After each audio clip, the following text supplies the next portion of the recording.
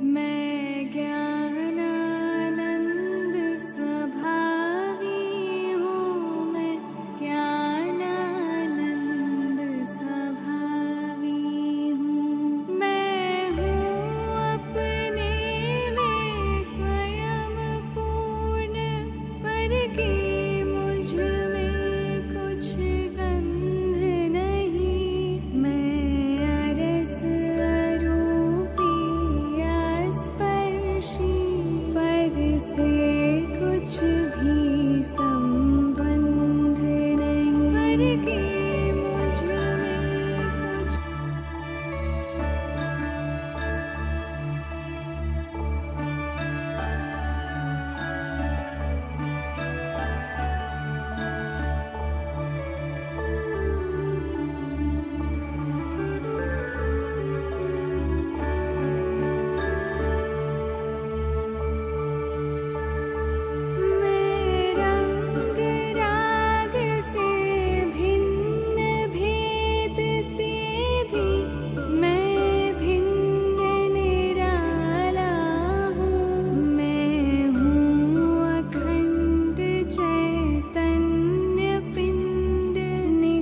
रस में रमने वाला हूँ।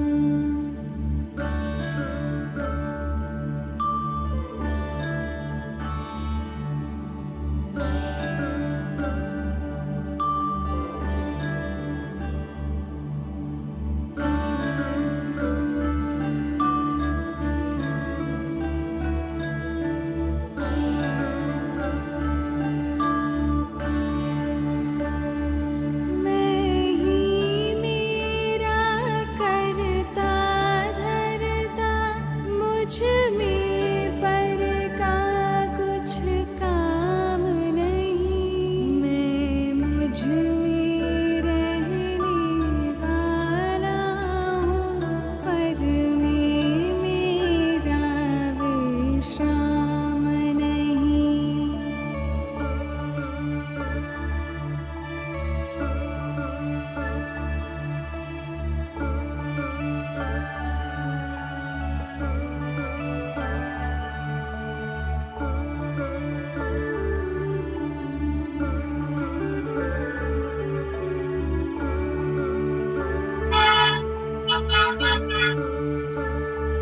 मैं शुद्ध बुद्ध अविरुद्ध एक, पर परिणति से अप्रभावी हूँ। आत्मानुभूति से प्राप्त तत्व मैं ज्ञानानंद स्वभावी हूँ।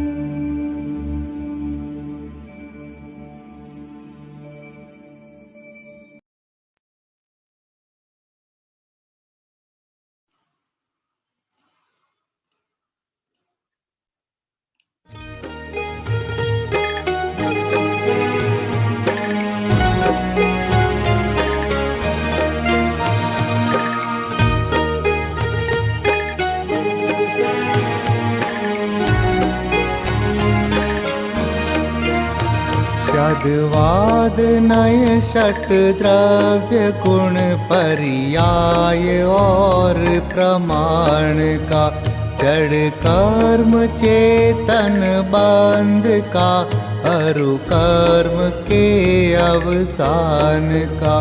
कहे कर स्वरूप यथार्थ जग का, जो किया उपकार है उसके लिए जिन वाणी माँ को वंदना शत बार है।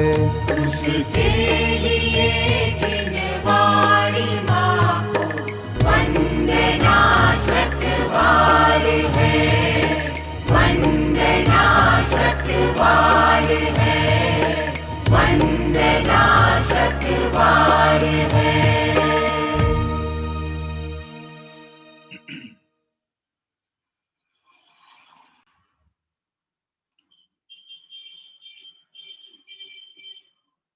सभी साधर्मियों को जय जयनंद। आइए मंगलाचरण पूर्वक स्वाध्याय प्रारंभ करेंगे। नमो अरिहंताणम, नमो सिद्धाणम, नमो आयरियाणम, नमो वज्रायाणम, नमो लोय सब साहूणम। अरहंत सिद्ध सूरी उपाध्याय साधु सर्व, अर्थ के प्रकाशी मांगलिक उपकारी हैं। तिनको स्वरूप जान रागते भई जो भक्ति, काय को नमाए स्तुति को उचारी हैं। धन्य धन्य तुम ही से काज सब आज भय, कर जोरी बार बार वंदना हमारी है। मंगल कल्याण सुख ऐसो हम चाहत हैं, हो मेरी ऐसी दशा जैसी तुम धारी है। मंगल कल्याण सुख ऐसो हम चाहत हैं, हो मेरी ऐसी दशा जैसी तुम धारी है। रत्नाकर पंचमी सती के 25 पद्यों का हम सभी यहाँ पर पाठ और स्वाध्याय कर रहे हैं, जिसमें कल तक हमने 23वें नंबर के पद्य की चर्चा हमारी चल रही थी। आइए उसी विषय को थोड़ा सा विचार करते हुए अभी जो शेष विषय रह गया है 2 पद्यों का, उसे आज पूर्ण करने का भाव रखते हैं। कल जो चर्चा हम कर रहे थे उसमें हिंदी पद्यानुवाद का पाठ करने से हमारा विषय पुनः स्मरण में आ जाएगा। नहीं पूर्व का पुण्य पा रहा हूँ दुख इससे, अब करता नहीं पुण्य मिले सुख आगे जिससे। यही दशा यदि रही नाथ भव तीनों बिगड़े, तुम बिन कौन दयाल हाथ अब मेरा पकड़े। नहीं पूर्व का पुण्य पा रहा हूँ दुख इससे।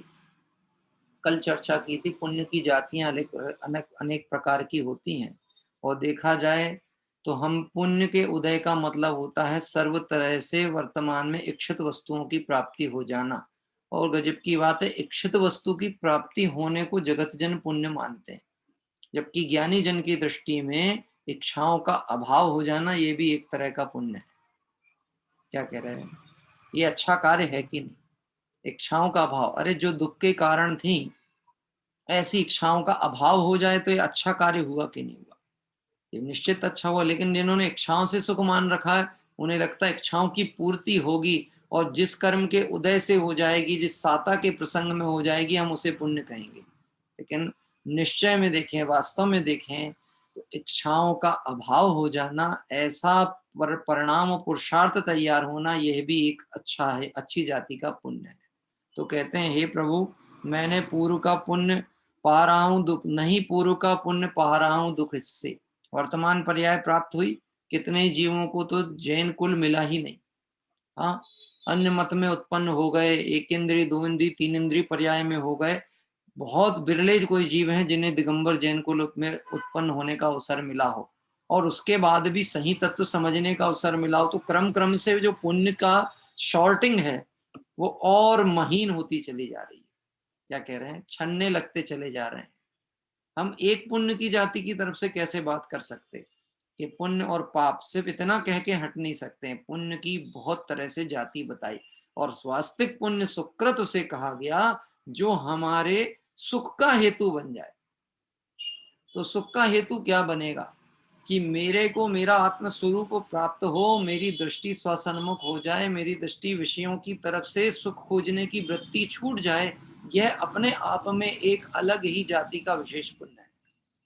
क्या ऐसा पुण्य आत्मार्थी का ही है? क्या कह रहे हैं, ऐसा पुण्य आत्मार्थी का है। हो सकता है आत्मार्थी का अन्य संबंधी पुण्य ना हो। जैसे मैं आपसे एक बात कहता हूँ, सदा सुखदास जी के जीवन में आपने देखा हो, पुराने विद्वानों के जीवनों में देखा था, उनके ऊपर सरस्वती संबंधी पुण्य तो था, लेकिन लक्ष्मी संबंधी पुण्य विशेष नहीं था। अनेक विद्वानों के साथ ये देखा है आपने। हाँ, बहुत परिश्रम करना पड़ता था अपनी गृहस्थ की भूमिका में भी, अपनी आजीविका संचालन करने के लिए घोर परिश्रम भी करने पड़े। हाँ, छोटे छोटी सी आजीविका वृत्ति के कार्य करने पड़े, जिसे हम सामान्य तौर पे ऐसा कहेंगे कि इतना हीन कार्य हमसे नहीं हो सकता, ऐसे कार्य भी उन्हें करने पड़े। लेकिन सरस्वती के पक्ष से, ज्ञान के पक्ष से देखें तो उनका पुण्य बहुत प्रगाढ़ था।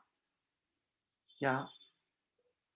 तो यहाँ इसलिए कह रहे हैं, नहीं पूर्व का पुण्य पा रहा हूं दुख से। इसका मतलब ये नहीं समझना कि कोई हम अपने पुण्य की हीनता का रोना रो रहे हैं। हम यहाँ पर पुण्य की दृष्टि, पुण्य में सुख बुद्धि की बात कर रहे हैं कि हे प्रभु, मुझे आप प्राप्त हुए तो भी मुझे रस पुण्य में ही रहा, तो वास्तव में मुझे पुण्य का उदय आया कहाँ, मेरा भला हुआ कहाँ? यदि आपको पा करके भी अभी भी मेरे भावनाएं, इच्छाएं विषय भोग की ही चल रही हैं, तो हे प्रभु, मुझे आपका प्राप्त होने संबंधी पुण्य हुआ ही नहीं। और जब आप ही नहीं मिले और आपका मार्ग नहीं समझ में आया, तो वर्तमान परिणाम कैसे संभलेगा? तो भविष्य पुण्य कैसा होगा? भविष्य में पुण्य के उदय कैसे आ सकते हैं? कि नहीं आ सकते। ये तो श्रृंखला है, क्रम श्रृंखला है। हाँ, क्रम की श्रृंखला है, एक से दूसरा, दूसरे से तीसरा, तीसरे। देखो, जैसे अपन ने पढ़ा था ना, भाव कर्म और द्रव्य कर्म, द्रव्य कर्म और भाव कर्म, ये क्रम श्रृंखला चली आ रही। यो भाव कर्म या भाव मरण, ऐसे भाव कर्म से द्रव्य कर्म, और द्रव्य कर्म के उदय में इस जीव ने पुनः परिणामों को शिथिल किया, तो फिर भाव कर्म, फिर भाव कर्म से फिर द्रव्य कर्म। तो ये श्रृंखला कब टूटेगी? कि जब जीव सावधान हो जाए और वहां पर इन आश्रव आदि से निवृत्ति हो, स्वरूप की दृष्टि हो और आश्रव से निवृत्ति हो, ये वास्तविक पुण्य। क्या कह रहे हैं? पुण्य शब्द की परिभाषा एक सी नहीं लेना। अभी अभी आज थोड़ा 5-7 मिनट लेट इसलिए हुआ है क्योंकि मैं मंगलायतन की परिचर्चा में था, और वहां से मैं सीधे वहां पे जन्म कल्याणक से संबंधित परिचर्चा चलती थी। बहुत सारे बड़े अच्छे विद्वान भी थे, अच्छे प्रश्न, गहन प्रश्न चल रहे थे। जैसे मैं एक दृष्टांत, एक बात उसी प्रसंग से आपके समक्ष रखता हूँ जो अभी अभी वहां चल रही है। वहां पर एक बात चल रही थी कि जैन मत में अभिषेक होता है कि प्रक्षाल होता है। क्योंकि वो जन्म, बाल तीर्थंकर के जन्म के घटनाक्रम की बात चल रही है, तो जन्माभिषेक शब्द आया है, प्रक्षाल शब्द क्यों कहते हैं? तो किसी विद्वान ने एक बात ये कही, आप जब सुनेंगे गोष्ठी तो उसमें सब चर्चाएं आप सुनने में आएंगी। उन्होंने कहा कि ये तेरा पंथ की देन है, प्रक्षाल शब्द, मूल शब्द तो अभिषेक ही है। क्या कह रहा है? और किसी ने उस विषय में एक पक्ष भी हरिवंश पुराण का दिया कि वहां पर भी ऐसा उल्लेख आया है कि वहां पे जिन चैत्यों का अभिषेक ही होता है। देखिए, हमें एक बात समझनी है, और अंततः निष्कर्ष में सभी लोगों की जो समरी बन रही थी वो ये था, हम वास्तव में कोई प्रतिमा का अभिषेक नहीं करते, हम तो अपने भावों का प्रक्षालन करते हैं। हम अपने भावों के अंदर जो विकार हैं उसे दूर करने के लिए, भगवान के निकटवर्ती होने के लिए, एक ये हमारा आलंबन है अभिषेक का या प्रक्षाल का। क्या कह रहे हैं? तो कोई बोला कि इसको अभिषेक बोल देने में दिक्कत क्या है? हमें दिक्कत कुछ नहीं है यदि आपके भाव उस समय अपने अपने आत्म अभिषेक के हैं तो। लेकिन यदि आपको भगवान के अभिषेक करने का, अरिहंत के अभिषेक करने का भाव बैठा हुआ है, तो फिर वह दृष्टिकोण आपका गलत है। क्या कह रहे हैं? फिर वह गलत है। अब बोले शब्द तो सही है, अभिषेक शब्द बोल रहे हैं, जन्माभिषेक तो जन्माभिषेक होता है, तीर्थंकर के जीव का सिर्फ एक ही बार अभिषेक होता है। क्या कह रहे हैं? वह तो अन्य सामान्य जीव जो हैं, जो दिगंबर दीक्षा अंगीकार करते हैं, उसके बाद उनके स्नान का त्याग होता है। उसके पहले तो उनके भी स्नान आदि होता था गृहस्थ की भूमिका में। लेकिन तीर्थंकर के जीव का सिर्फ एक ही बार अभिषेक होता है, जन्माभिषेक। उसके बाद वह कभी स्नान ही नहीं करते। और जब अरिहंत अवस्था हो गई, 13वें गुण स्थान, तब तो स्नान आदि की बात ही नहीं है। मुनि अवस्था ही में नहीं, तो फिर 13वें में अरिहंत के में कहाँ घटित होगा? तो किसी को ये पक्ष नहीं लेना, हमें देखना है हमें भाव समझ में आ रहे हैं कि नहीं आ रहे हैं। क्या कह रहे हैं? तो बोले साहब वो प्रक्षाल शब्द अच्छा नहीं लगता, पहुंचना, पहुंचना शब्द प्रयोग क्यों करते? उसे परिमार्जन शब्द प्रयोग करो ना, भाषा को परिमार्जित करो। परिमार्जन शब्द है। परिमार्जन मतलब ये बात को आपको स्वीकार करनी पड़ेगी कि समूह शरण में जो वीतरागी भगवंत हैं वह चैतन्य रूप में विराजमान है। वहां अतिशय ऐसा है, देवकृत व्यवस्था ऐसी है कि वहां कोई अशुद्धि आदि के बाह्यकण वहां नहीं आते। क्या कह रहे हैं? अरे मैं आपको एक प्रैक्टिकल बात कहूं, जब के समोशरण होता है और वहां पे देवकृत अतिशय होते हैं तो योजनों तक की भूमि दर्पण की तरह स्वच्छ हो जाती, धूल का एक कण भी नहीं बचता। मैं आपसे एक प्रैक्टिकल बात विचार करने को कहूंगा, देखना, आप सोचना। हमें अभिप्राय को पकड़ना है। यहाँ पुण्य का मतलब पुण्य नहीं कह रहे हैं, यहाँ पे कह रहे हैं अभिप्राय पुण्य मतलब मैंने सुकृत नहीं किए, जिससे मेरा प्रयोजन सिद्ध होता वो कार्य मैंने नहीं किया, पहले नहीं किया, अभी नहीं किया तो भविष्य भी अंधकार में है, ये बात कहना चाह रहे हैं। हाँ, देखिए, अभी घरों के बाहर कच्चे मकान जहां होते थे तो हम घरों के बाहर झाड़ू लगा करके और थोड़ा पानी सींच देते थे। देखा आपने, पहले ऐसा होता था, घर के सामने अपने बरामदे में झाड़ू लगाते थे और पानी लाके सींचा जाता था। मैं आपसे प्रश्न पूछता हूं, क्यों सींचते थे वो पानी? कि धूल ना उड़े, धूल बैठ जाए, धूल ना उड़े, क्योंकि धूल उड़ेगी तो हमारे घर में आएगी, हमारे घर में आएगी तो हमारा घर गंदा होगा। तो पहले तो हमने हटाया और उसके बाद बिठाया।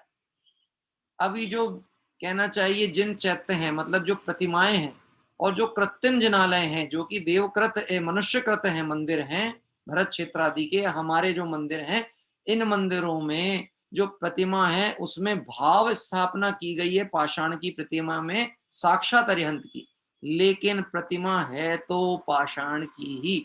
अब वहां पर चूंकि ये कृत्रिम है और कृत्रिम व्यवस्था के अंतर्गत वहां पर रजगण भी आ सकते हैं, वहां कोई अशुद्धि आदि भी प्रतिमा पे आ सकती है, इस भावना से कि वहां वीतरागता खंडित ना हो, वो प्रतिमा का बहुत भक्ति भाव पूर्वक प्रक्षालन किया जाता है। कोई उसे अभिषेक शब्द कहे हमें दिक्कत नहीं है, लेकिन उसे अभिषेक मान करके कि हम कोई ऐसी क्रिया कर रहे हैं जिस क्रिया से शांति धारा से मेरे परिणामों में शांति आ जाएगी, ये मान्यता उचित नहीं है।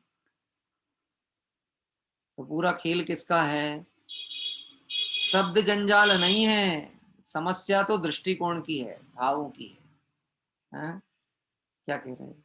देखो, एक मैं आपको दृष्टांत कहूं, हमारी जिस मित्र के साथ अच्छा अपनत्व का व्यवहार होता है, वहां हंसी मजाक में वो हमारे साथ ऐसे शब्द भी प्रयोग कर देता है कि यदि किसी से हमारा कषाय चल रही हो, वो शब्द वो प्रयोग कर दे तो हम बुरा मान जाएंगे। हैं? एक दोस्त ने दूसरे दोस्त को कहा, गधा ही है तू। सुनना, क्या कहा? गधा है। बोलो, बुरा लगा कि नहीं लगा? लगा कि नहीं लगा? नहीं लगा। क्यों नहीं लगा? क्योंकि हम वहां गधे शब्द का अर्थ वो नहीं ले रहे हैं जैसा जगत में प्रसिद्ध है। वहां हम गधे शब्द को अपने प्रेम के अर्थ में ले सकते हैं कि हमने तुझे गधा कहा, हमने तुझे गधा कहा, लेकिन दोनों को गधा नहीं मान रहे। अपने पन में ऐसे मोह की भाषा में ऐसी बात निकलती। ऐसे यहाँ कह रहे हैं सुकृत मतलब, हे प्रभु मैंने कोई अच्छा कार्य नहीं किया, पुण्य नहीं किया, मतलब किसी को शंका ना हो जाए, हमने इतना तो किया, धर्म ध्यान तो किया, अरे पूर्व भाव में तो वर्तमान से भी ज्यादा किया होगा, तब तो दिगंबर मुनि दक्ष अवस्था धारण करके और अंतिम 9वें ग्रेवियक तक पहुंच गए। तो ये हम वहां पहुंचे हैं तो बिना पुण्य के पहुंचे क्या? वो कह रहे यहाँ उस पुण्य की चर्चा नहीं कह रहे, वह यहाँ उस सुकृत की चर्चा की जा रही है जिससे संसार का अभाव होगा, सच्चे सुख की प्राप्ति होगी। देखिए, अभी आगे की कहानी चालू होती है। मैं मूर्ख अपनी कहानी कहाँ तक कहूं, आप सर्वज्ञ हैं, सब कुछ जानते हैं। रत्नाकर कवि कहते हैं, हे प्रभु मैं अपनी कहानी कहाँ तक कहूं, और वैसे भी मेरी कहानी इतनी लंबी है, कोटि जीवते जात ना भने। क्या कह रहे हैं? दौलत राम जी ने वैसे भी कहा कि करोड़ों जिव्याओं से कहा जाए तो कहानी खत्म नहीं होने वाली। हाँ, कभी कभी जब हम विकताओं में समय लगाते हैं तो हमें समय का पता लगता है, समय कैसे बीत जाता है विकताओं में। अप्रयोजन भूत चर्चाओं में, विषय कषाय की चर्चाओं में समय पता नहीं लगता। क्या कह रहे हैं? हाँ, मंदिर में तीन व्यक्तियों का, तीन विद्वान हो, दो विद्वान हो और दोनों का एक एक घंटे स्वाध्याय हो जाए तो आदमी चयन करेगा इसके में बैठना कि इसके में बैठना। और कुछ मध्यस्थ भाव वाले होंगे तो एक काम करो, 15-20 मिनट लेट पहुंचो और 10 मिनट पहले उठ जाना, तो क्या होगा, आधा इनका सुन लेंगे, आधा उनका सुन लेंगे, दोनों के काम बन जाएंगे। हाँ, लेकिन कहीं राजनीतिक चर्चा हो रही हो, विषमवाद की चर्चा हो रही हो, पद की चर्चा हो रही हो, संघर्ष की चर्चा हो रही हो, धन की चर्चा हो रही हो, वहां 2 घंटे 5 घंटे भी समय बीते तो पता नहीं लगता। हम्म, इससे एक बात निश्चित ही है, ये निश्चित बात हमें समझनी चाहिए कि हे प्रभु, मैं अपनी कहानी कहाँ तक बताऊं, ये कहानी खत्म होने वाली नहीं है।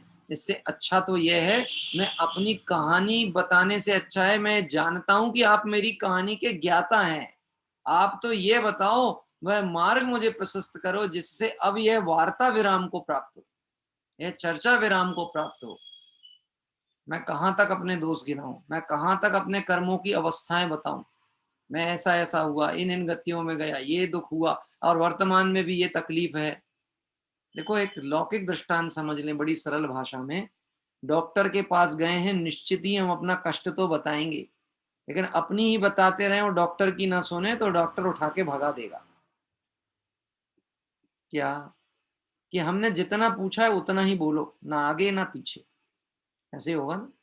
है कि अपन धारावाही चालू हुए अपनी बात कहने के लिए, सब ये तकलीफ है, ऐसा है, ऐसा है, उनके पास गए थे, उनकी दवाई ली, हमको बिल्कुल फायदा नहीं हुआ। तब से तो हमको डॉक्टरों पे विश्वास ही उठ गया। वो बोले तुम आए काहे के लिए मेरे पास, कि नहीं हम, मेरे को उम्मीद है आप ठीक कर दोगे, तुम्हारा विश्वास हट गया।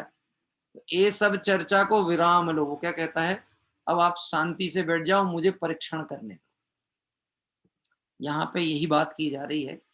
अभी मैंने पिछले 23 पद्यों में हे प्रभु अपनी आत्मा आलोचना की, अपने कमजोरी, अपने जीवन की शिथिलता आपके समक्ष रखी। यद्यपि आपके सामने जितनी बात रखी है उससे अधिक तो आप पहले से ही जानते हैं। क्या कह रहे हैं, पहले से ही जानते हैं। ये चर्चा यहाँ करते हैं 24 नंबर के पद में। किम वा मुदाहम बहुधा सुधा भुक् पूज्यस्त तत्वग्रे चरितम स्वकीयम जलपाम जलमापि जलमापि यस्मात् त्रिजगत् स्वरूपा निरूपकत्व कियदेत तत्र। वाक्यम बहुधा सुधा भुक् अहम मुधा, अथवा बहुत प्रकार के अमृत का सेवन करने करके भी मैं मूर्ख ही बना रहा। क्या कह रहे हैं, मैं बहुत प्रकार से वीतराग भगवंतों की मार्ग की वाणी का सेवन करके भी अज्ञानी ही बना रहा। निश्चित ही हमने दिव्य धनी को पात्र बन करके समझा ही नहीं।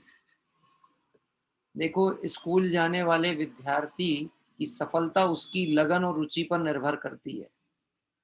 हमको लगता है हम अपने बच्चों को अच्छे स्टैंडर्ड के स्कूल में पढ़ाएंगे, अच्छी महंगी फीस देंगे, बहुत अच्छी सुविधाएं देंगे, हैं, अच्छी सामग्री लाके देंगे तो योग्य बन जाएगा। ऐसा बिल्कुल भी संभव नहीं है। क्या कह रहे हैं, बिल्कुल संभव नहीं है। और जिनमें रुचि और योग्यता होती है उनके लिए छोटे से छोटा कारण भी बड़ा कार्य करके दिखाता है। यहाँ कह रहे हैं, हे प्रभु मैंने बहुत बार अमृत पान किया लेकिन फिर भी मैं मूर्ख बना रहा। इसका मतलब है अमृत पे शंका नहीं की जा रही, भगवंतों के मार्ग पे शंका नहीं की जा रही, पर मैंने उस मार्ग को समझने के लिए योग्य पात्रता अपने में जागृत ही नहीं की। समो शरण कितनी बार गए, अनंत बार। क्या कह रहे हैं, तो क्या किया समो शरण में जाकर के, कि समो शरण में और तो सब कुछ किया ही होगा। ये क्या किया होगा कि नंदनवन घूमे होंगे कि नहीं घूमे होंगे, वाटिकाएं देखी होंगी कि नहीं, कि नाट्यशाला देखी होगी कि नहीं, कि सौधर्मेंद्र के द्वारा और कुबेर के द्वारा रचित समूह शरण का वैभव देखा कि नहीं देखा, भव्य प्रतिमाएं देखी कि नहीं देखी, हाँ, वहां का साज सजावट देखी कि नहीं देखी, कि सब देखा। और आगे की बात कहें, दिव्य धनी सुनी कि नहीं सुनी, क्या सुनी, दिव्य धनी सुनी, लेकिन मूर्ख का मूर्ख बना रहा। मतलब ऐसी हुई बात, इस कान से सुनी और इस कान से निकाल दी। क्या, अंदर प्रवेश नहीं की। अरे अरे, मुझे तो मेरा इसमें हित भाषित होता है, ऐसा जान के सुने तो जिनवाणी का एक कथन भी उसके वैराग्य का कारण बने, उसकी जागृति का कारण बने। यदि एक वचन भी इस बात से सुनता है कि इसमें मेरा हित है तो क्या। देखो, एक टीचर ऐसे हैं जो सख्त अनुशासन प्रिय हैं और बहुत कठोर दंड देते हैं। यदि आप उनकी आज्ञा पालन नहीं करो, उनके निर्देश पालन नहीं करो तो कठोर दंड देते हैं। तो हो सकते हैं कुछ विद्यार्थी उनके आलोचक भी हों, लेकिन कुछ विद्यार्थी ऐसे भी होंगे जो उनके प्रशंसक होंगे। अब मैं आपसे प्रश्न पूछता हूं, जो प्रशंसक हैं क्या उन्हें दंड नहीं मिलता? प्रशंसकों को दंड मिलता होगा कि नहीं गलती हो जाने पर? ये निश्चित दंड होता होगा, लेकिन इसके बाद भी वह प्रशंसक हैं क्योंकि उनमें गुण ग्राहकता का गुण पड़ा हुआ है।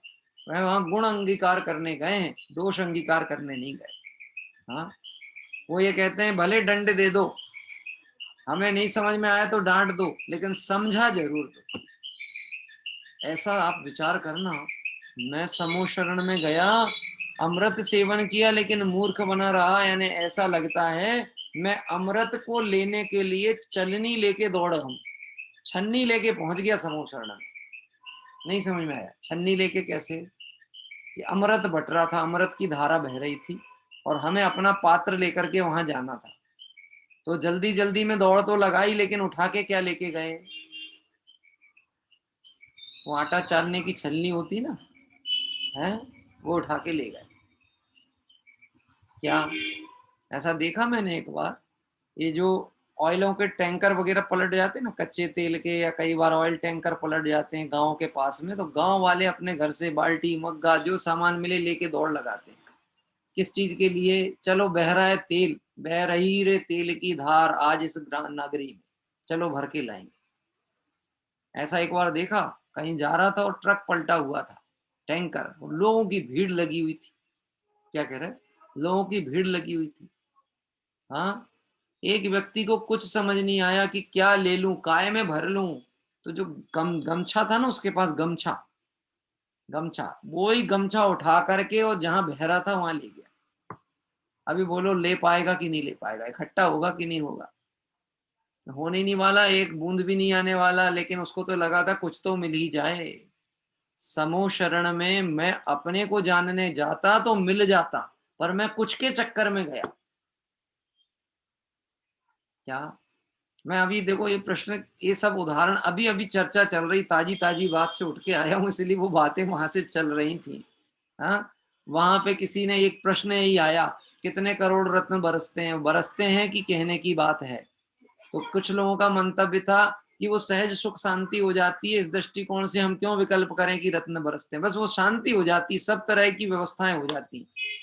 हाँ, कि हम कहते हैं तुम ये मान भी ले हम कि रत्नों की वृष्टि होती है, तो इसमें तकलीफ क्या है? हाँ, देखो एक त्रिलोक प्रणति का एक संदर्भ है, त्रिकालवर्ती महापुरुष एक पुस्तक है, उसमें दिया गया है, जिसमें मैंने बहुत पहले उसका स्वाध्याय किया था, तब वहां से देखा था कि जब कोई जीव देवगति से च्युत होकर के यहाँ आता है, अंतिम भवतारी तीर्थंकर का जीव, तो 15 माह पहले रत्नों की वृष्टि होती है। क्या कह रहे? और दिन में 4 बार रत्न बरसते हैं, 3.5 करोड़ रत्न एक एक बार बरसते हैं। टोटल दिन भर में 14 करोड़ रत्नों की वृष्टि होती है और 15 महीने तक लगातार चलती है। तो बोलो ये रत्न किसके खाते के रहते हैं, किसके किसके अकाउंट में से लेस होते होंगे? आते तो स्वर्ग से है ना। हाँ, कि पहली बात, ये सब कल्प वृक्ष कृत रचनाएं हैं, कल्प वृक्षों से प्राप्त होने वाले रत्न। दूसरी बात, वह उस जीव का पुण्य है, तीर्थंकर नाम कर्म नाम प्रकृति जिसने बांधी है, वो उसका पुण्य था, स्वर्ग आदि में था तब भी पुण्य का वैभव था, और अब तो वह पुण्य से परे होने वाली पर्याय में जा रहा है। कहाँ जा रहा है? अब तो पुण्य के भी पार होने वाला है। पहले तो पुण्य की उदय से स्वर्ग में गया था, अब तो वह जिस तीर्थंकर नाम कर्म प्रकृति का उदय आने वाला, उससे भी पार होगा। और सर्व पुण्य पाप आदि, पाप तो बचे ही नहीं, पुण्य से भी पार होना है। तो पुण्य का क्या होगा? कि पुण्य बरसेगा नहीं तो और क्या होगा? हाँ भाई, अकाउंट क्लियर होगा कि नहीं होगा? तो वो किसके अकाउंट से बरसे थे? कि वो उसी जीव के अकाउंट से बरसे थे, उसी के, वही तीर्थंकर के जीव के ही अकाउंट का है वो पूरा पुण्य। हाँ, देखो बहुत सावधानी से समझना, यहाँ कह रहे हैं हे प्रभु मैंने बहुत प्रकार से अमृत सेवन किया फिर भी मूर्ख बना रहा।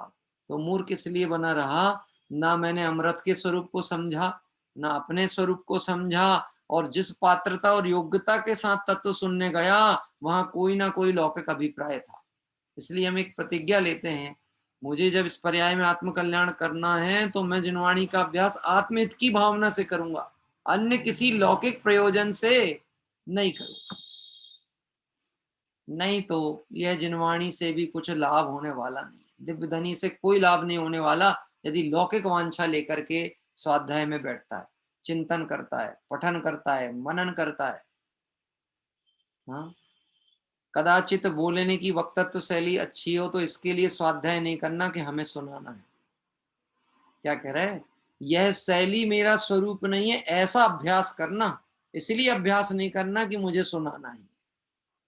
यदि इस दृष्टिकोण से स्वाध्याय करता है तो ऐसे ही समझ लेना हलवा के बीच में चलने वाली चम्मच है, जिसको स्वाद कुछ नहीं आ रहा और सबको स्वाद चखा रहा। क्या चम्मच है ना, हलवे में चल रही है और सबको दे रही है हलवा निकाल के, तो सबको मीठा लग रहा है, और चम्मच है तो ज्यों की त्यों नीरस रस रहित। ऐसे हे प्रभु, मैंने अमृत सेवन किया फिर भी मूर्ख रहा। तुम पूज्य, आप पूज्य हैं, तीन जगत के स्वरूप के निरूपक हैं, त्रिजग स्वरूप निरूपक। अतः आपके सामने अपने चरित्र का कथन करता हूं। यहाँ वह निरूपण कितना है, कितना कथन करूं, कहे बिना रहा नहीं जाता है, और कहूं कितना ये भी कह कह के मैं थक जाता हूं। क्या कह रहे हैं, कह कह के थक जाता हूं, कहे बिना रहा नहीं जाता। देखो ये छोटे बच्चे होते हैं ना, जब तक बोलना नहीं आता है तो कुछ नहीं है, जब बोलना चालू करते हैं तो फिर क्या होता है, ये अपन ही कहते हैं कि चुप नहीं होते, बहुत ही बोलते हैं, बहुत ही बोलते हैं। ऐसे ही हे प्रभु, जब मुझे तीन लोक के ज्ञाता सर्वज्ञ परमात्मा मिले, मुझे मालूम है आप सब जानते हो और निष्प्रही हो, वीतरागी हो, हितकारी हो, हितोपदेशी हो, तो मुझसे चुप रहा बना नहीं जाता। मैं चाहता हूं अपनी हर बात आपसे कहता हूं।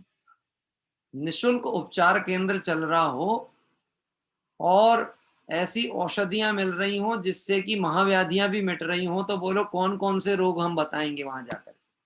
निशुल्क मिल रही है, निशुल्क दवाई। हाँ, निशुल्क दवाई। अभी ये कोरोना जब चालू हुआ था ना, हमारे यहाँ छिंदवाड़ा में जैन समाज के एक दो औषधालय हैं, एक होम्योपैथी का भी है, थोड़ा आयुर्वेद का भी है।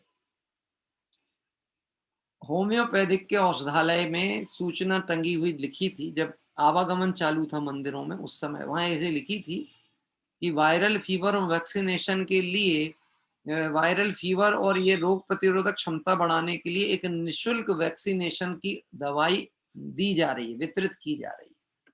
क्या कह रहे हैं, अब वो जैन औषधालय था, तो लोग मंदिर बाद में जाएं, पहले कहाँ जाएं। हाँ, और निशुल्क, निशुल्क। अब हुआ क्या कि वो तो इतनी भीड़ मच गई कि वो तो उतनी थी नहीं, पूर्ति हो नहीं सकती थी, खत्म हो गई। तो वो बहुत सारे लोग जाएं, कब मिलेगी कब मिलेगी, बोले आज तो खत्म हो गई, आप परसों आना, परसों बन जाएगी जब देंगे। तो उनने बोले और कोई तकलीफ है कि हाँ हाँ है तो तकलीफ तो है, अभी तो मेन तो यही थी कि ये दवाई मिल जाती है। अच्छा एक काम करो, पेट भी दुख रहा, पेट दर्द की भी दवाई दे। मतलब ऐसी स्थिति है कि यदि निःशुल्क मिले तो कौन ना चाहे कि क्या प्राप्त हो जाए, सब मिल जाए ऐसा चाहेगा। ऐसे हे प्रभु, आप तीन लोग के ज्ञाता हैं, तो मैं आपसे क्या छुपाऊं और कितना कहूं, ये दोनों ही मेरे सामने समस्या है। इसीलिए अब मैं विराम लेता हूं। क्या कह रहा है, अब मैं विराम लेता हूं। हिंदी पद्यानुवाद पढ़ते हैं। सुर नर पूजित देव व्रथा मैं तुमसे कहता, जानो जग की बात छिपा क्या तुमसे रहता। स्वर्ग मर्त्य पाताल सदा प्रत्यक्ष तुम्हारे, रह सकते हैं नाथ गुप्त क्या चरित्र हमारे। हे जिनेन्द्र भगवान, अनेक प्रकार का अमृत सेवन करके भी मैं मूर्ख ही बना रहा। आप पूज्य हैं, तीन लोक के स्वरूप निरूपण करने वाले हैं, अतः आपके सामने अपने चरित्र का कुछ कथन करता हूं। वह भी कितना है, अर्थात बहुत थोड़ा है। कितना कहूं और कितने पे विराम लूं, क्योंकि चरित्र मेरा छोटा नहीं है। क्या कह रहे, जिसे अपनी प्रशंसा करने का विकल्प हो, वो अपनी प्रशंसा किस स्तर पे करेगा और कितनी करेगा और कितनी कराना भी चाहेगा, अगर अपनी प्रशंसा के प्रति इच्छुक है तो। हाँ, मैंने बात कही थी ना कि सभा में बहुत हम ऐसे बैठे थे थके हुए कि बस जल्दी कार्यक्रम खत्म हो और घर जाएं, और किसी ने बोला आज की इस सभा के अध्यक्ष के लिए मैं इन्हें आमंत्रित करता हूं और हमारा बहुत सौभाग्य है कि आज की सभा में अध्यक्ष पद संभाले। ऐसा सुनते ही बोलो वो थकान रही कि चली गई। अब थकान नहीं लग रही, अब विकल्प नहीं लग रहा घर जाने का। क्यों? क्योंकि पद मिल गया ना, अब ऊंचे पे बैठाल दिया, अब नींद भी नहीं आएगी। देखो मैं आपको बताऊं तरीका, किसी को नींद आए तो उसकी नींद भगाने का तरीका क्या है। हाँ, कि मैं उनकी तरफ अपना कैमरा स्पॉटलाइट पे कर दूं, स्पीकर स्पीकर व्यू पे उनको ला दूं सामने, फिर नींद आएगी क्या? जिनेश जी भाई साहब, आएगी नींद? नहीं आएगी। क्यों? अब सब मुझे देख रहे हैं। ऐसे हे वितरागी भगवंत, आप तो सबको ही देख रहे हो और मेरी त्रिकालवर्ती पर्याय को देख रहे हैं। मैं कितना कहूँ, कहाँ तक कहूँ? वास्तव में मैं जितना भी कहूंगा कम ही होगा।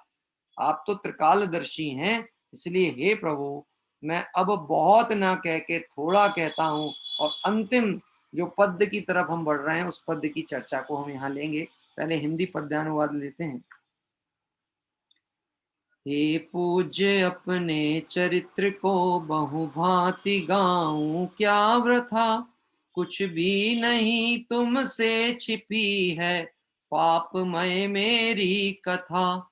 क्योंकि त्रिजग स्वरूप हो तुम, ईश हो सर्वज्ञ हो, पथ के प्रदर्शक हो तुम ही प्रभु, मम चित्त के मर्मज्ञ हो।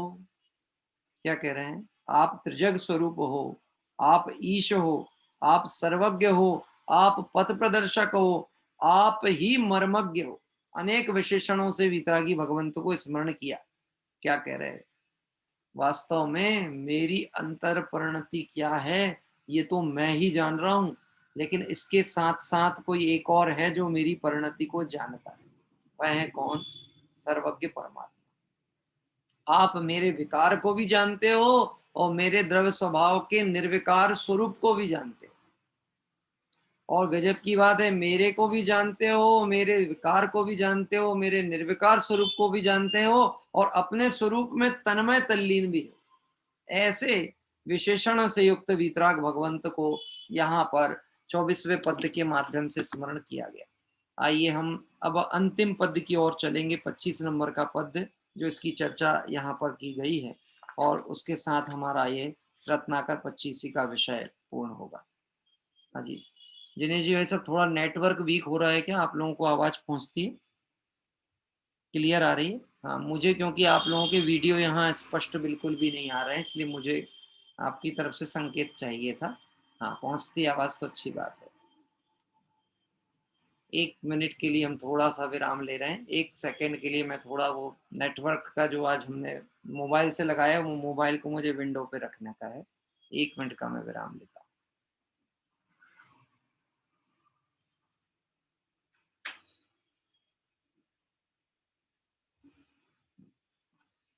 हाँ जी, देखिए अभी हम 25वें नंबर पद की ओर चलते हैं। 25वां पद पाठ करेंगे।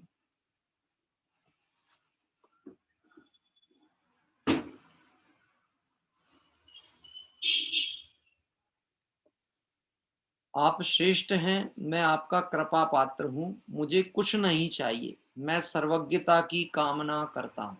क्या कह रहे हैं? हे प्रभु आप श्रेष्ठ हैं। पहले तो अपने दोष की चर्चा की, अपनी कहानी की व्याख्या कर दी, उसका विस्तार चर्चा की, फिर विराम लेते हुए अब संक्षिप्तीकरण करके मूल विषय पे अंतिम भावना रत्नाकर कवि व्यक्त करते हैं। हे प्रभु आप श्रेष्ठ देव हैं और मैं आपका कृपा पात्र हूँ। देखो निश्चित ही समझना चाहिए, वीतराग भगवंतों के प्रति भक्ति का परिणाम आए तो उनकी भक्ति में उनकी ही महिमा गान होता है। उनकी भक्ति के काल में अपनी आत्म प्रशंसा नहीं की जाती। ये समझना चाहिए हमें, कभी भगवान की भक्ति कर रहे हो मंदिर में बैठ करके तो उनके सामने आत्मा के गीत नहीं गाना, उनके सामने वीतरागी भगवंतों के ही गीत गाना। और ये पूरा स्तोत्र साहित्य की परंपरा ही ऐसी है। आप देखना जहां पर भी जिनेंद्र का गुणानुवाद है वहां उनके ही गुणों की चर्चा आएगी, वहां अपनी प्रशंसा उनके समक्ष नहीं की जाती। अंतिम पद है शार्दूल विक्रीडित छंद है। दीनोद्धार धुरंधर सत्वपदो नास्ते मदान्या कृपा पात्रं नात्रं जने जिनेश्वरे तथा व्यपेतनायाचेष्यम् किं तरवन्निदमेव केवलमहो सद्बोधिरत्नस्य वा श्रीरत्नाकरमङ्गलैकनिलयं श्रेयस्करं प्रार्थये, श्रेयस्करं प्रार्थये। अन्वयार्थ। हे जिनेन्द्र देव, अत्र जने इस लोक में, हे जिनेन्द्र परमात्मा इस लोक में त्वत अपरः आपसे भिन्न दूसरा कोई दीनोद्धार धुरंधर ना अस्ति। दीन जीवों का, दुखी जीवों को पार करने वाला आपके अलावा और कोई इस जगत में ना है, ना था, ना हो सकता है। क्या कह रहे हैं? अभी मैं आपसे एक बात कहता हूं, यह बात तभी निकलेगी जब देवशास्त्र गुरु के प्रति दृढ़ श्रद्धान होगा। यदि देवशास्त्र गुरु की के बल में कमजोरी प्रतीत होगी तो निश्चित ही रागी देसी देवता को मानने वाला कभी यह बात नहीं कहेगा कि हे प्रभु आप दीनोद्धारक हैं, आप सर्व दुखों का क्षय करने वाले हैं। उसे तो यही लगेगा ये तो वितरागी हैं, इनकी भक्ति पूजा तो करनी है, लेकिन अपना काम तो कराने के लिए दूसरे के संपर्क में जाना ही पड़ेगा। पता है क्षेत्रपाल पद्मावती की मान्यताएं जिन मंदिरों में, वहां रक्षक देव से हट करके और जिन शासन देव जैसी कैसे हो गई? क्या कह रहे हैं? जिन शासन, या कहना चाहिए वीतरागी भगवंतों जैसी महिमा उनमें कैसी आ गई? क्योंकि इस जीव को ये लगता है मुझे सुख तो संसार में ही मिलेगा, और वह संसार का सुख वही दे सकता है जो संसारी हो। जो संसार मुक्त होगा वो संसारिक सुख कैसे दे सकता है? और जिसके पास वो होगा वो हमें देगा, इसलिए हम उसकी भक्ति क्यों ना करें? और इस मान्यता के कारण से क्षेत्रपाल पद्मावती आदि, जिन्हें की वितराग मार्ग में रक्षक की भूमिका से देखा जाता था, हम उन्हें ही पूज्य के रूप में अज्ञानता से देखने लगे। देखिए इसलिए कह रहे हैं, हे जिनेंद्र देव इस लोक में आपसे भिन्न दूसरा कोई दीनोद्धार धुरंधर नहीं है, जो दीनों का उद्धार करने में बलशाली शक्ति संपन्न, हे प्रभु आपके अलावा कोई नहीं। और मुझसे भिन्न दूसरा कोई कृपा का पात्र भी नहीं है। देखिए बहुत सुंदर पंक्ति डाली है, मुझ जैसा कृपा पात्र जीव कोई दूसरा नहीं है। जैसे आप दीनोद्धारक हैं, ऐसे मेरे जैसा कृपा पात्र, मेरे महापुण्य का उदय है जो मुझे देवशास्त्र गुरु मिले। क्या मैं महाभाग्यशाली हूं? कल्पना करके तो देखो, अनंत संसार में जीव परिभ्रमण कर रहे हैं, हर जीव सुखी होना चाहता है, दुख से डरता है, लेकिन सुख का मार्ग पता नहीं है। सुख की खोज के लिए जहां जाता है वहां दुख ही प्राप्त होता है। वैसे ही तो लुटा हुआ था और को गुरु कुदेव के चक्कर में चला गया तो समझ लेना लुटे पिटे व्यक्ति को और जो कुछ बचा था उसका शेष सर्वस्व हरण कर लिया। तो हमें सच्चे देव शास्त्र गुरु मिले, गुरु कुदेव की मान्यता और दृष्टिकोण हमारा हटा, ये अपने आप में एक महान अपूर्व पुण्य है कि नहीं? कि निश्चित ही ऐसा पुण्य सब जीवों का नहीं होता। हाँ, लॉकडाउन ने बहुत से लोगों के जीवन में निश्चित ही एक विषय तो तैयार किया होगा, विचार किया होगा, इस पर्याय में हमें कुछ अपना हित करना है, ऐसा भी कार्य महत्वपूर्ण है, इसके लिए समय तो हमें मिला विचार करने का। अब आप देखना जैसे अभी स्थितियां सामान्य होने लगी हैं समाज में, देश में, नगर में, गांव में, मंदिरों में, अब हम अपने उसी रूटीन की तरफ लोग लौटने लगे जो रूटीन वो पहले से चला आ रहा था। मंदिर नहीं खुल रहे थे ना, तो होड़ लगी होती थी, प्रक्षाल करने पहुंचना है, दर्शन करने जाना है। अब मंदिर तो खुल गए, कभी भी चले जाएंगे, जब टाइम मिला तब पहुंच जाएंगे। जब पहले निर्धारित था 10 मिनट के लिए खिड़की खुली रहेगी, तो उस समय ऐसा रहता था भैया 2 मिनट दरवाजा खोल दो ना, अंदर से करके आ जाते हैं दर्शन। अब तो दरवाजे खुले पड़े हैं। क्या कह रहे हैं? अब तो खुले पड़े हैं, भगवान तो वही वितरागी हैं, लेकिन अब तेरा रस कम क्यों होने लगा? क्योंकि अब फिर विषयों के रस में आनंद आना चालू हो गया। भैया 8 महीने कुछ धंधा हुआ नहीं, बहुत नुकसान हुआ, बड़ा मार्केट कमजोर था। अब तो क्या करना है कि मर पच करके भी 2-4 साल में, 2-4 महीने में पुराना 10 महीने का हिसाब बराबर करना। हाँ हाँ, हमारे सतीश जी बोल रहे हैं महाराष्ट्र में नहीं खुले मंदिर, अभी नहीं खुले हैं महाराष्ट्र में। क्या कह रहे हैं? खुले नहीं है तो खुल जाएंगे। बंद कब तक रहेंगे? वीतरागी भगवंतों का द्वार बंद थोड़ी ना रहने वाला है। वह मार्ग तो सदैव खुला हुआ है, लेकिन मैं उसका लाभ कितना लूंगा ये मेरा अभिप्राय और मेरा इस पर्याय का लक्ष्य तय कराएगा। इसलिए हे प्रभु, मैं आपका कृपा पात्र हूं, मेरे जैसा कृपा पात्र इस जगत में कोई दूसरा नहीं। जिसे सच्चे देव सद्गुरु का श्रद्धान हो गया, अब उसे जगत में कोई ऐसी वस्तु नहीं है जो दुख का कारण बन सके। अरे उसे मृत्यु भी भयभीत नहीं कर सकती, क्योंकि वो सच्चे देव का भक्त है। और सच्चे देव का भक्त है मतलब अपने को अजर अमर रूप अनुभव करता है। अब उसे मृत्यु का भी भय नहीं, अब वह समाधि धारक है और निश्चित ही उस समाधि समता के भाव से अल्प काल में देवादि गतियों को प्राप्त करके संसार का अभाव करने वाला। तो देखो क्या लिखा, मुझसे ज्यादा भिन्न कोई दूसरा कृपा पात्र नहीं है, फिर भी मैं आपसे इस लोक की लक्ष्मी की याचना नहीं करता। हो सकता है मैं आपका बहुत निकटवर्ती हूँ, आपका मुझ पे प्रेम भी है, लेकिन फिर भी मैं कोई लौकिक लक्ष्मी की आपसे वांछा करने नहीं आया। मैं विषय भोग मांगने आपसे नहीं आया। हे प्रभु, मैं आपके समक्ष आकर के कोई पारिवारिक सुख संपत्ति की इच्छा करके नहीं आया। इसका मतलब है यह पूरा पाठ हमारे को जो गृहीत मिथ्यात्व के प्रकरण है उसके प्रति सावधान कर रहा है। क्या?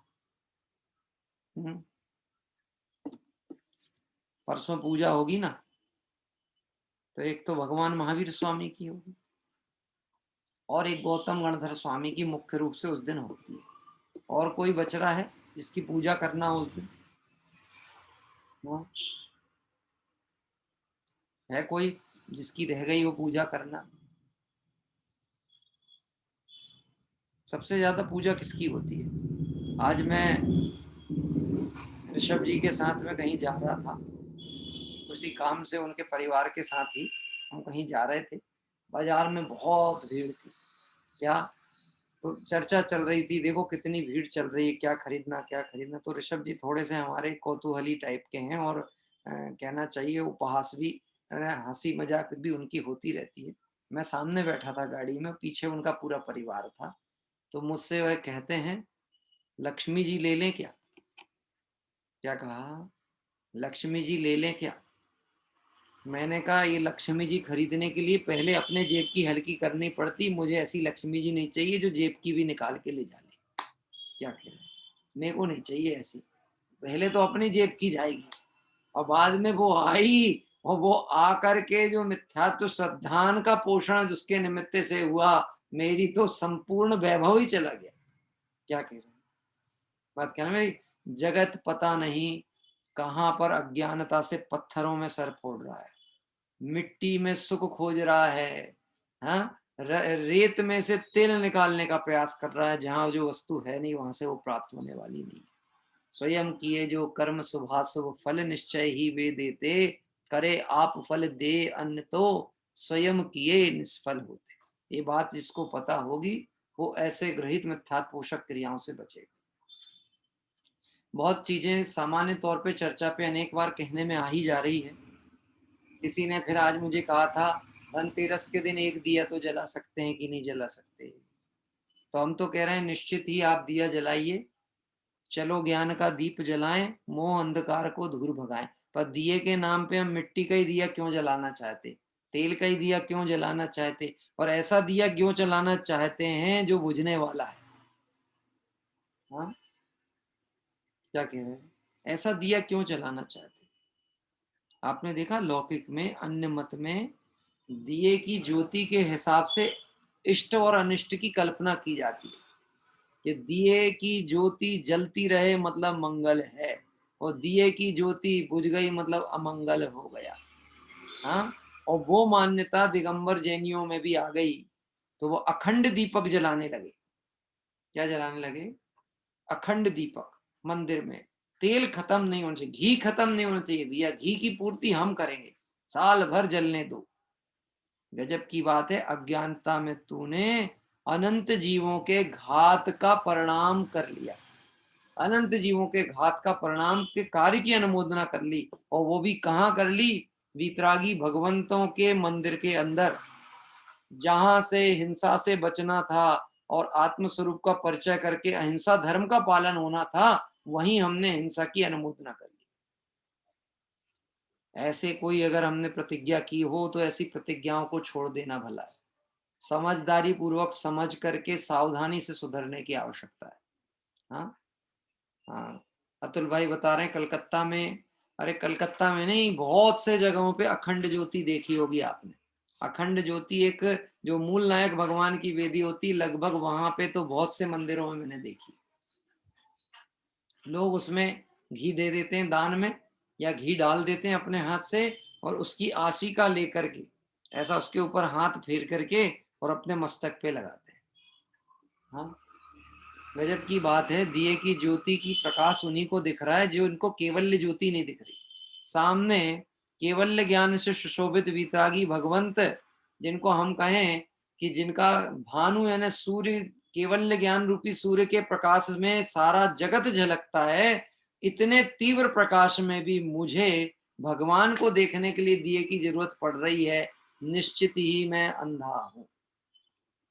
हाँ, हाँ, मेरे यहाँ बहन ने भी ध्यान दिलाया, सियोनी में भी जो भगवान पार्श्वनाथ स्वामी हैं, उनकी बड़े बाबा जो कहलाते हैं, वो बड़े बाबा के सामने भी एक अखंड ज्योति जलती है। ये वैसे भी जो बाबा बाबा शब्द जोड़े गए हैं ना, ये बाबा शब्द में कहीं ना कहीं गड़बड़ी मुझे दिखती है।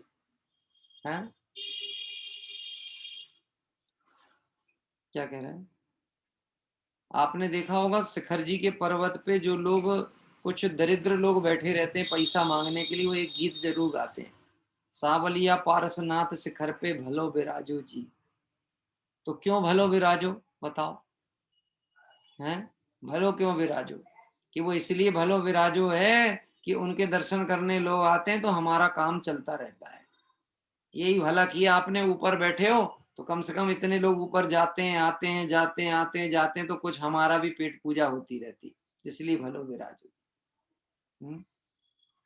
ऐसी हे प्रभु मेरी अज्ञान मान्यताएं रही, मैं यहाँ कोई आपके सामने लक्ष्मी की याचना करने नहीं आया हूं, अपितु हे प्रभु मैं मोक्ष लक्ष्मी की रत्नाकर, यानी आप जो हैं रत्नाकर, कवि कह रहे हैं मैं रत्नाकर नहीं हूं, रत्नाकर तो आप हो जो अनंत गुण से प्रकटित हो, अनंत गुणों से सुशोभित हो। ऐसे हे रत्नाकर प्रभु, मैं मंगल के अद्वितीय निवास स्थान, मतलब जिनकी शरण लेने से सदैव मंगल होता है, ऐसे अरहंत देव को मैं केवल एक, मुझे ज्ञान रत्न की प्राप्ति हो जाए, मुझे सद्बोध की प्राप्ति हो जाए, मुझे मेरा आत्म वैभव प्राप्त हो जाए, मुझे केवल ज्ञान ज्योति प्रकट हो जाए, ऐसी मंगल भावना से आपके समक्ष प्रार्थना करते हुए यह स्तुति पाठ को यहाँ पूर्ण किया गया। आइए हिंदी पद पढ़ेंगे। नहीं दीन प्रतिपाल जगत में तुम सा कोई, नहीं दीन कंगाल जगत में मुझ सा कोई, नहीं मांगता नाथ तदपि मैं धन की राशि, मांगू सम्यक ज्ञान मुझे तो हे अविनाशी। आप ये समझ लेना, इस जगत में धन के पुण्य से समन्वित जीव बहुत थोड़े होते हैं। बाह्य पुण्य विभूति वाले हो सकते हैं, पर ज्ञान रूपी धन जिनके पास हो, ऐसे जीव कम होते हैं। और जब बाहर में पुण्य का रस चढ़ता है और पुण्य की व्यवस्थाओं से धन पैसा बढ़ता है, तो उसका ज्ञान घटना निश्चित ही प्रारंभ हो जाता है, सही गलत का निर्णय खत्म हो जाता है। क्या व्यापार की वृद्धि का विकल्प तो आता है, लेकिन संसार के अभाव का विकल्प नहीं आता। धन बढ़ता है तो ऐसा लगता है मैं बढ़ रहा हूं, लेकिन ये नहीं समझता है धन तो बढ़ा है, लेकिन मेरा तो ये महत्वपूर्ण जीवन का काल चला गया इस धन को अर्जन करने में। इसलिए हे प्रभु, आप मंगल के अद्वितीय स्थान हैं और केवल रत्न सम्यक ज्ञान रूपी केवल ज्ञान की ही मैं कामना करता हूँ, क्योंकि वही रत्न श्रेयस्कर है। अन्य कोई रत्न की मुझे इच्छा नहीं है, आवश्यकता नहीं है। ऐसी भावना से यहाँ चर्चा को विराम दिया गया। आइए अंतिम पद पढ़ेंगे इसका 25 नंबर का, रामचरितोपाध्याय जी का।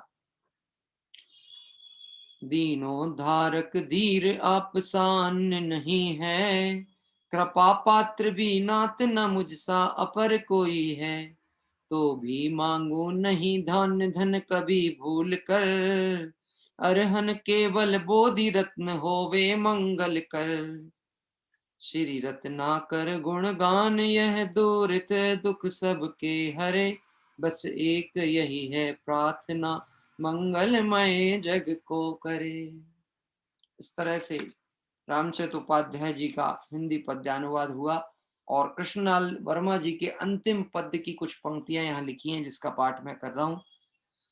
तुम रत्नाकर नाथ नाम का मैं रत्नाकर, करके नाम विचार रत्न दो एक दया कर। ज्ञान रत्न के सिवा और की चाह नहीं है, यही मुक्ति दातार सुखों की खान यही है। अभी देखो आखिरी आखिरी में अपनी बात भी कह दी, कृष्णलाल वर्मा जी है ना कवि। रत्नाकर के साथ कृष्ण की भी सुन लीजिए, मिटे जगत जंजाल दया कुछ ऐसी कीजिए। जाए राग अरुद्वेष मोह ममता मिट जावे, जाए वासना वृत्ति भक्ति रत मन रह जावे।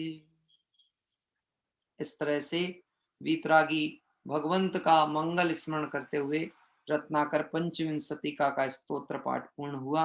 रत्नाकर कवि विरचित रत्नाकर पंचविंशतिका, उसका हिंदी अन्वयार्थ, कृष्णलाल वर्मा जी का हिंदी पद्यानुवाद, भावार्थ और रामचरितोपाध्याय जी का हिंदी अनुवाद पाठ पूर्वक हम सभी ने अपने परिणामों में जो दोष दिखते हैं, जीवन में दोष लगते हैं, उनकी आलोचना करके निर्दोष मार्ग की मंगल भावना यहाँ पर की। आइए हम सभी एक भक्ति क्रम तो आज हम नहीं लेना चाह रहे हैं, क्योंकि एक लंबा दीर्घकाल थोड़ा सा मेरा भी अभी हो गया है और मुझे अभी और भी कार्य हैं। तो मेरा ये विचार है, क्योंकि 9:30 का समय हो चुका है, हम भाव प्रतिक्रमण के बाद एक जिनवाणी स्तुति पाठ करेंगे और अपनी कल की यात्रा की जानकारी लेकर कल प्रातः काल मंगल तीर्थ वंदना के लिए हम सभी जुड़ेंगे। और थोड़ा नेटवर्क भी अभी ठीक नहीं है, इसलिए मैं आपको अनम्यूट भी नहीं कर पा रहा हूँ। आइए हम भाव प्रतिक्रमण पाठ के माध्यम से स्वाध्याय सभा को विराम लेते हैं। हे अरहंत प्रभो, मुझसे मन वचन काय द्वारा कृत कारित अनुमोदना द्वारा संरंभ समारंभ आरंभ द्वारा क्रोधमान माया लोभ द्वारा प्रमाद इत्यादि विभावों द्वारा इस भाव में या पूर्व भाव में सच्चे देवशास्त्र गुरु की अभिनय हुई हो, व्रतों में अतिक्रम व्यतिक्रम अतिचार अनाचार दोष लगाया हो, एकेंद्रिय से लेकर पंचेंद्रिय तक किसी भी जीव की हिंसा हुई हो, विराधना हुई हो, दिन या रात में लगाए सर्व दोषों का पश्चाताप व्यक्त करता हूं, क्षमा मांगता हूं। वह मेरे सभी दोष मिथ्या हो, मैं मुझ में रहूं, इस प्रकार मैं इन सभी दोषों का प्रायश्चित करता हूं। ओम नमः सिद्धेभ्य।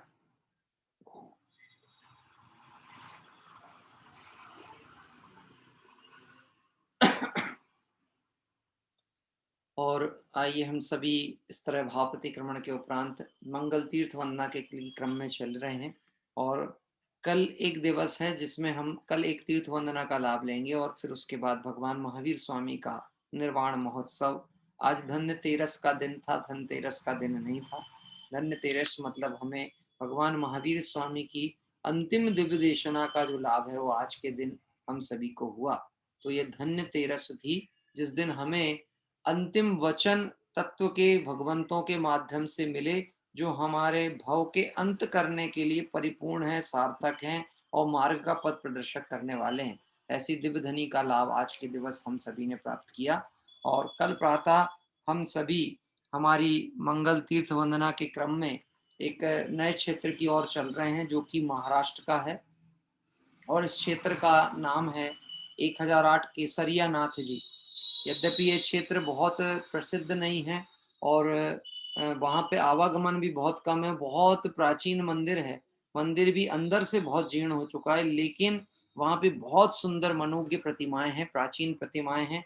ऐसे अक्षय क्षेत्र जो कि जलगांव के निकट, बुलढाणा जो महाराष्ट्र में क्षेत्र पड़ता है, उसके निकट ये केसरिया नाथ जी दिगंबर जैन संस्थान के नाम से अक्षय क्षेत्र है। वहाँ पे एक भव्य मंदिर के अंदर अनेक वितरागी भगवंतों की प्रतिमाएं विराजमान हैं।